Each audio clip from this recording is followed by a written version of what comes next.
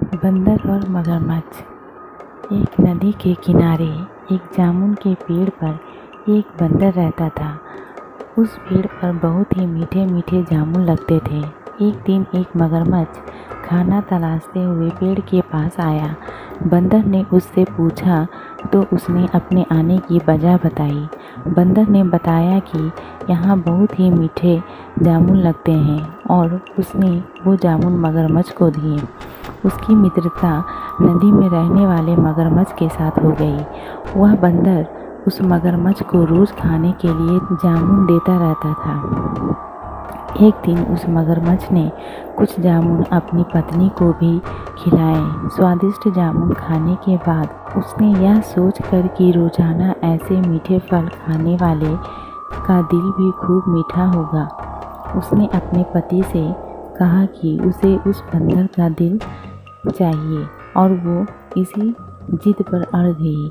उसने बीमारी का बहाना बनाया और कहा कि जब तक बंदर का कलेजा उसे मिलेगा वो कुछ नहीं खाएगी। पत्नी की जिद से मजबूर हुए मगरमच्छ ने एक चाल चली और बंदर से कहा कि उसकी भाभी उसे मिलना चाहती है। बंदर ने कहा कि वो भला नदी में कैसे जाएगा। बंदर ने उपाय सुझाया कि वह उसकी पीठ पर बैठ जाए कि सुरक्षित उसके घर पहुंच जाए। बंदर भी अपने मित्र की बात का भरोसा कर पेड़ से नदी में कूदा और उसकी पीठ पर सवार हो गया। जब वे नदी के बीचों बीच पहुँचे, मगरमच्छ ने सोचा कि अब बंदर को सही बात बताने में कोई हानि नहीं और उसने भेद खोल दिया कि उसकी पत्नी उसका दिल खाना चाहती है। बंदर का दिल टूट गया।